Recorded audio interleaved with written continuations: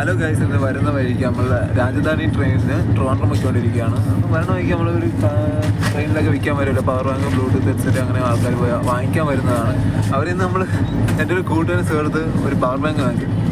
സംഭവം കേട്ടാ 45,000 mAh power bank, കണ്ടപ്പോൾ എനിക്ക് തോന്നി ആ ഡ്യൂപ്ലിക്കേറ്റ് ആണ്. ഞാൻ അവനോട് പറഞ്ഞു, എന്നാലും നമ്മൾ തൽക്കാലം യൂസിന് വേണ്ടിയിട്ട് വാങ്ങിച്ചതാണ് സംഭവം.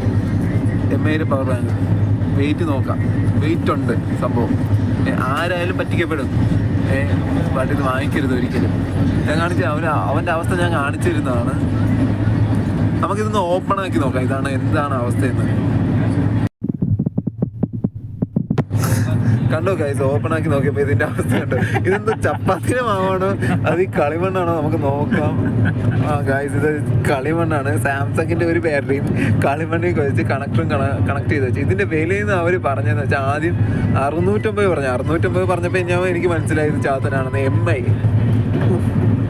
MI കമ്പനിക്കാരുമാർ പോലും ഇത് ഇങ്ങനെ കണ്ടുപിടിച്ചിട്ടില്ല. എന്ത് ചെയ്യാനാ ഗൈസ്, പറ്റിക്കപ്പെട്ടു. അവൻ പറ്റിക്കപ്പെടും, നമ്മളാരുമില്ല.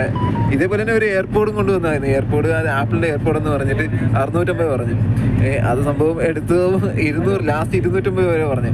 എൻ്റെ കയ്യിൽ പൈസ ഇല്ലാത്തതുകൊണ്ട് ഞാൻ അപ്പഴേ പറഞ്ഞു വേണ്ടെന്ന് പറഞ്ഞു. ഇല്ലെങ്കിൽ ഞാൻ വാങ്ങിച്ചേ. ഇത് ഇങ്ങനെ പറ്റിക്കപ്പെട്ടത് എൻ്റെ പൊന്നു. കണ്ടാ ഒറിജിനൽ കളിമണ്ണാണ് സംഭവം. വെയിറ്റും ഉണ്ട്. ദയവ് ചെയ്ത് നിങ്ങൾ ആരും ഇങ്ങനെ പറ്റിക്കപ്പെടാതിരിക്കുക. ഇതേപോലുള്ള ഉപയോഗ സാധനങ്ങൾ ഉപയോഗിക്കാതിരിക്കുക. ഓക്കെ.